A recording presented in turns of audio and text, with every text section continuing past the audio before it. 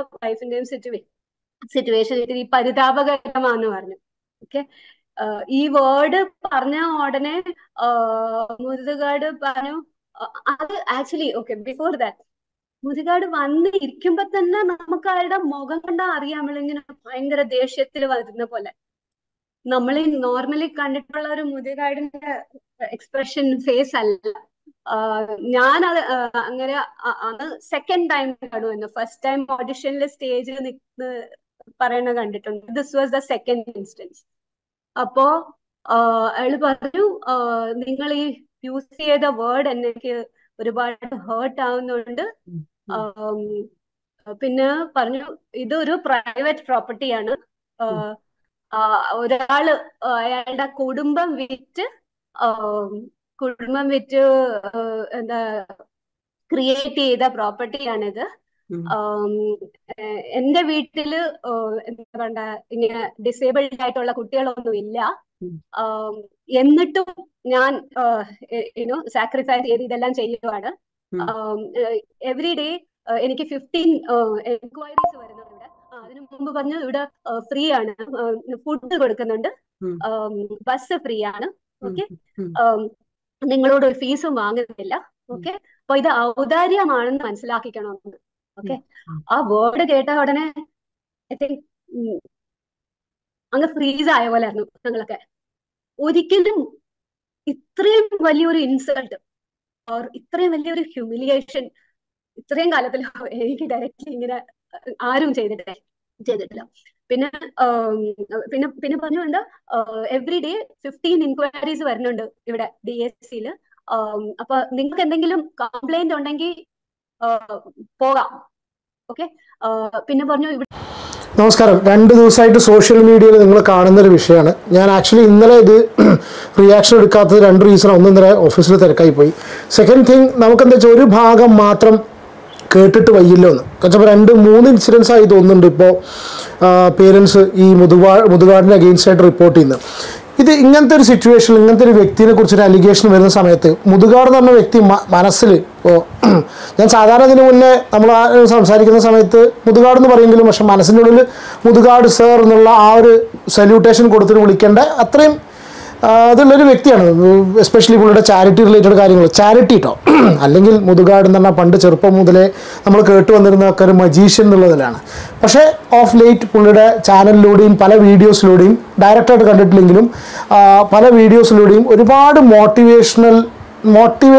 Motivation എന്ന് പറയുന്നില്ല, ജീവിതാനുഭവങ്ങൾ വെച്ചിട്ടാണ് പുള്ളി സംസാരിക്കുന്നത്. പുള്ളിയുടെ ഓൺ എക്സ്പീരിയൻസ് വെച്ചിട്ട്. ഇതുപോലെയാണ് സന്തോഷ് ജോർജ് കൊളകര. ഈ 2 പേരും അതേ മലയാളികൾക്കിടയിൽ എന്താ പറയുക, സ്വന്തം അനുഭവങ്ങളിൽ വെച്ചിട്ട് പല നമ്മുടെ ജീവിതത്തിലൂടെ കടന്നു പോകുന്ന കാര്യങ്ങൾ, നമ്മൾ പഠിക്കുന്ന സംഗതികൾ, അനുഭവങ്ങൾ ഇത് വെച്ചിട്ട് നമുക്ക് നല്ല രീതിയിലുള്ളൊരു മോട്ടിവേഷൻ തരുന്നതും കേട്ടിരുന്ന് പോകുന്ന ഒരു പക്ഷേ ചിലപ്പോൾ നമ്മൾ ഒരുപാട് റെസ്പെക്റ്റിനപ്പുറം നമ്മൾ ആരാധിക്കുന്ന മനുഷ്യന്മാരെ തന്നെ നമുക്ക് ഒരുപാട് എന്താ പറയുക, ഒരുപാട് റെസ്പെക്റ്റ് തോന്നുന്ന ചില ആൾക്കാരുണ്ടല്ലോ. അതിൽ പെട്ടൊരു വ്യക്തിയാണ് ഗോപിനാഥ് മുതുകാട്. എനിക്ക് തോന്നുന്നു മലപ്പുറം ജില്ല നിലമ്പൂർ ആ ഭാഗത്താണ് പുള്ളിയുടെ സ്വദേശം. ഓക്കെ, ഇഷ്യൂ എന്താണെന്നുള്ളത് നിങ്ങൾക്ക് മനസ്സിലായിട്ടുണ്ടാവും. 2 ദിവസമായിട്ട് സോഷ്യൽ മീഡിയയിൽ ഈ ഒരു വിഷയം ഒരുപാട് പേരെടുത്തിട്ട് ചർച്ച ചെയ്തിട്ടുണ്ട്. ഇപ്പോൾ ലേറ്റസ്റ്റ് ആയിട്ട് ഇന്നലെ മറുനാടനെ ഫോളോ ചെയ്യുന്ന ആൾക്കാർക്ക് അറിയാം, മറുനാടൻ അത്യാവശ്യം നല്ല രീതിയിൽ ന്യായീകരിക്കുന്നത് പോലെ, അതിനി വസ്തുത പുറത്തേക്ക് കൊണ്ടുവരാനാണോ അതോ ന്യായീകരിക്കുകയാണോ എന്നുള്ളത് മനസ്സിലാവുന്നില്ല. പക്ഷേ സോർട്ട് ഓഫ് ന്യായീകരണമായിട്ടാണ് എനിക്ക് മറുനാടൻ്റെ വീഡിയോസ് ഫീൽ ചെയ്തിട്ടുള്ളത്. കണ്ടവർക്കറിയാം, ഞാൻ അതിലേക്ക് വീണ്ടും കടന്ന് വീഡിയോ ലാഗ് ചെയ്യിപ്പിക്കുന്നില്ല. ഫസ്റ്റ് നിങ്ങൾ ഒരു ലേഡി പറഞ്ഞിട്ടുള്ള ഒരു ക്ലിപ്പ് കണ്ടല്ലോ, അതിന് മുന്നേ ഒരു കുട്ടിയുടെ അച്ഛൻ സംസാരിക്കും, നന്നായി പാടുന്ന ഒരു കുട്ടിയുടെ അച്ഛൻ സംസാരിക്കുന്നത് കണ്ടു.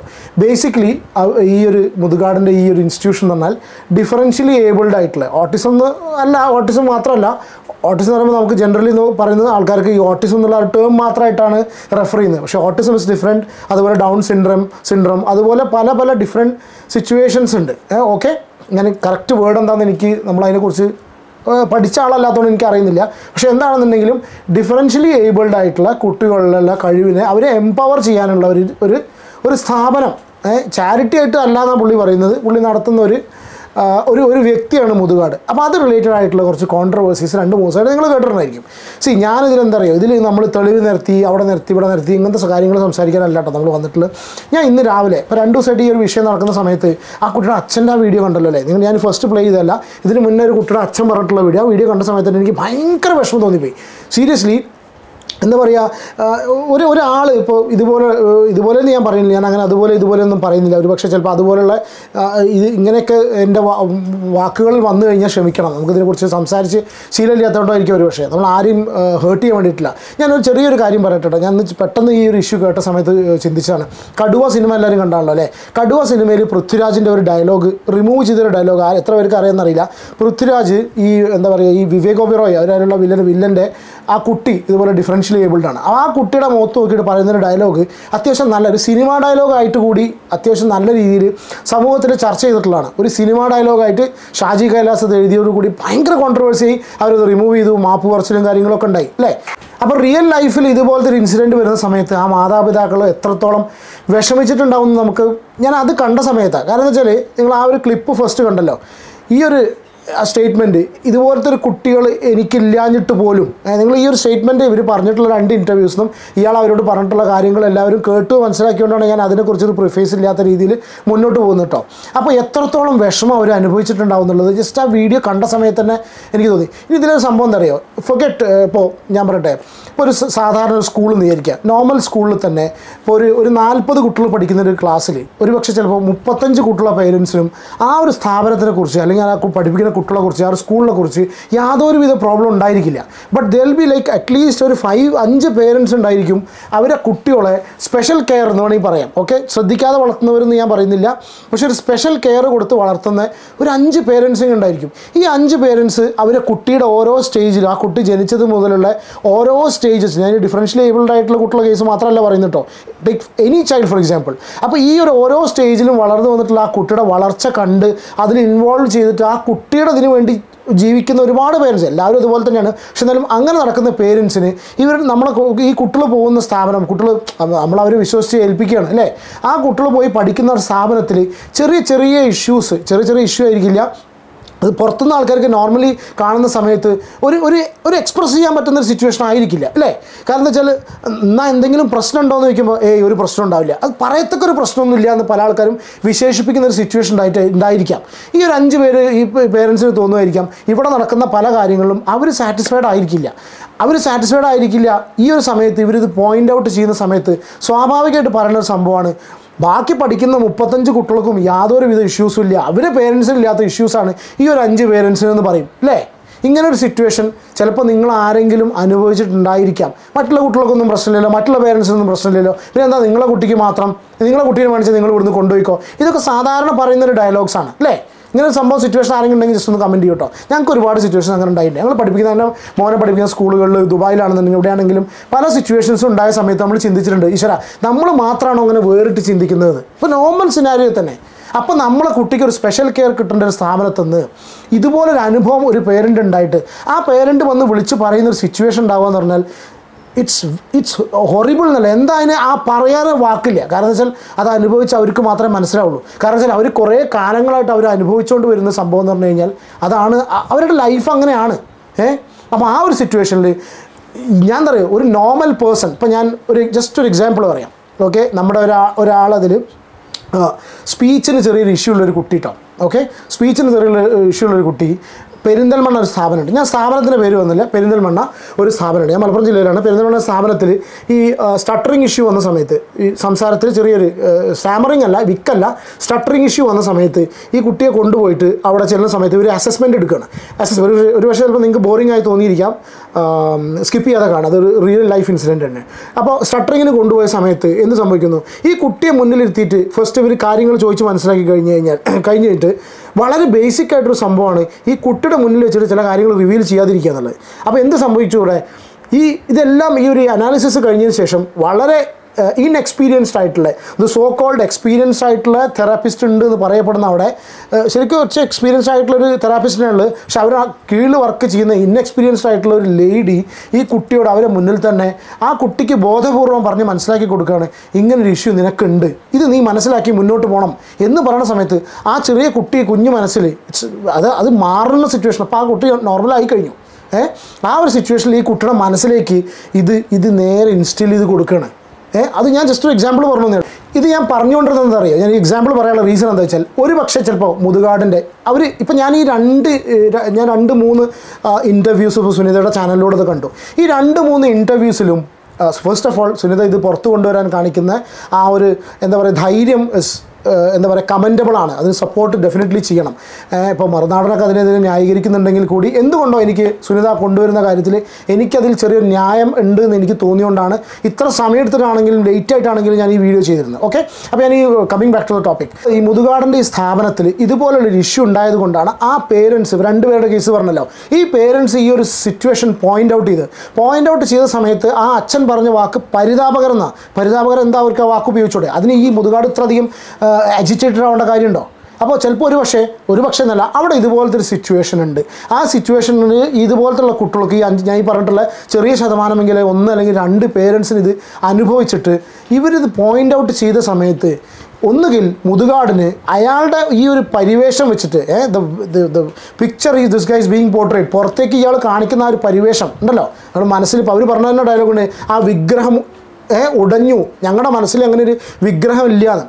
കാരണം അങ്ങനെ കാണുന്നതാണ് നമ്മൾ ഒരുപാട്. ഞാൻ സന്തോഷ് ജോർജ് കുളങ്ങരയുടെ കേസും പറഞ്ഞു. ഇപ്പോൾ ഈ 2 പേരെന്നൊക്കെ പറഞ്ഞാൽ റിയൽ ലൈഫ് കാര്യങ്ങൾ വെച്ച് മോട്ടിവേഷൻ തരുന്ന ആളാണ്. അപ്പോൾ സ്വാഭാവികമായിട്ടും ഇങ്ങനൊരു കേസ് വരുന്ന സമയത്ത് ഇയാൾക്ക് എന്ത് ചെയ്യാം, instead of making such A statement, അയാൾക്ക് അയാളുടെ സ്ഥാപനത്തിൽ അങ്ങനെ ഒരു ഇഷ്യൂ ഉണ്ടോ, അയാൾ അറിയാതെ ആണെങ്കിൽ അങ്ങനെ ഒരു ഇഷ്യൂ ഉണ്ടോ എന്നുള്ളത് നോക്കാം. ഇതല്ല, ഇയാൾ ഡയറക്റ്റായിട്ട് ബ്ലണ്ട്ലി ഇവരെ മുഖത്ത് നോക്കിയിട്ട് ഈ ഒരു രീതിയിൽ പൊതുവേദിയിൽ ഈ കുട്ടികളെ മുന്നിൽ വെച്ചിട്ട് അങ്ങനെ ഒരു വാക്ക് മുതുകാട് എന്ന് പറഞ്ഞൊരു വ്യക്തി പറഞ്ഞിട്ടുണ്ടെങ്കിൽ ഇറ്റ് മീൻസ് ദാറ്റ് ആളുടെ മനസ്സും അത്ര ക്ലിയർ അല്ല എന്നാണ് എനിക്ക് പേഴ്സണലി ഫീൽ ചെയ്യുന്നത്. ഇതിൻ്റെ ബാക്കിൽ എന്തൊക്കെ സംഭവങ്ങളും സംഗതികളും സത്യങ്ങളൊന്നും നമുക്കറിയില്ല. പക്ഷേ ഇങ്ങനൊരു സ്റ്റേറ്റ്മെൻറ്റ് അയാൾ പറഞ്ഞിട്ടുണ്ടെങ്കിൽ ദാറ്റ് വാസ് റിയലി ബാഡ്. ഒരു കാരണവശാലും ഒരു പേരൻറ്റിൻ്റെ മുഖത്ത് നോക്കിയിട്ട് അവരുടെ കുട്ടികളെക്കുറിച്ചോ എനിക്ക് അതുപോലത്തെ മക്കളില്ല അതുകൊണ്ട് ഔദാര്യമാണ്, ചാരിറ്റി, നിങ്ങളിപ്പോൾ ഉച്ചയ്ക്ക് കഴിക്കുന്ന ഭക്ഷണം, നിങ്ങൾ ഈ തിന്നുന്ന ബിസ്ക്കറ്റ് എന്നൊക്കെ പറയുമ്പോൾ ഇറ്റ്സ് റിയലി ബാഡ്. ഞാൻ ഈ ക്യാമറ ഓണാക്കി വെച്ചിട്ട് സ്ക്രിപ്റ്റഡായിട്ട് ഈ ഫിലോസഫിയും ഇതുപോലെ മോട്ടിവേഷണൽ കാര്യങ്ങളും പറഞ്ഞു വരുന്ന ഒരു വ്യക്തി റിയൽ ലൈഫിൽ ഒരു ഇൻസിഡൻറ്റ് അറ്റ് വൺസ് വന്ന സമയത്ത് അതിനെ പ്രോപ്പറായിട്ട് റെസ്പോണ്ട് ചെയ്യാൻ പറ്റാത്തൊരു സിറ്റുവേഷൻ ആയിരിക്കില്ല. ഇറ്റ് മീൻസ് ദാറ്റ് മനസ്സിൻ്റെ ഉള്ളിൽ എവിടെയെങ്കിലും ഒരു ചെറിയ സംഗതി അവിടെ ഉണ്ടായിരിക്കും definitely. That's what I personally feel. എല്ലാവരെയും ഇങ്ങനെ മോശമായിട്ട് അധിക്ഷേപിച്ച് പറയില്ല, പക്ഷേ ആ ഒരു സ്ഥാപനത്തെക്കുറിച്ചും ഈ ഒരു വ്യക്തിയെക്കുറിച്ചും പെർട്ടിക്കുലർലി സ്ഥാപനത്തിനേക്കാളും കൂടുതൽ ഈ ഒരു വ്യക്തിയിലൂടെയാണ് ഈ സ്ഥാപനം അറിയപ്പെട്ടുള്ളത് അല്ലേ. ഒരുപാട് പേര് ഇപ്പോൾ ഇന്നിപ്പോൾ എന്താ വെച്ചാൽ ഇതിപ്പോൾ 2-3 കേസായി പുറത്തേക്ക് വന്നു. ഇനിയിപ്പോൾ ചിലപ്പോൾ പക്ഷേ ഒരുപാട് പേര് ഇതിൻ്റെ പുറകിൽ ഇനിയും അലിഗേഷൻസ് എന്ന് വേണമെങ്കിൽ പറയാം, അല്ലെങ്കിൽ റിവീൽ ചെയ്ത ട്രൂത്ത് എന്ന് വേണമെങ്കിൽ പറയാം. ഇവർ ചിലപ്പോൾ പുറത്തേക്ക് കൊണ്ടുവരാൻ മതി, നാളെ വീണ്ടും ഇതുപോലെ സംഗതികൾ ഉണ്ടായിക്കൂടായില്ല. പക്ഷേ അതുകൊണ്ട് തന്നെ 1-2 പേര് പറഞ്ഞു എന്ന് വിചാരിച്ചിട്ട് ആ ഒരു സ്ഥാപനത്തിന് ഇയാളെ മോശമാക്കുന്നല്ല. ഓൺ ദ സെയിം ടൈം 1-2 പേര് മാത്രമേ പറഞ്ഞുള്ളൂ, 2 പേര് മാത്രമല്ലേ പറഞ്ഞിട്ടുള്ളൂ, ബാക്കിയുള്ളവർക്കൊന്നും ഇഷ്യൂസ് ഇല്ലല്ലോ എന്ന് വെച്ചിട്ട് ഇതിനെ നിസ്സാരവൽക്കരിക്കാനും പറ്റില്ല. പിന്നെ ഇതിൻ്റെ ഒരു എക്സ്പ്ലനേഷൻ മുതുകാടിൻ്റെ ഭാഗത്ത് ഞാൻ കണ്ടില്ല കേട്ടോ.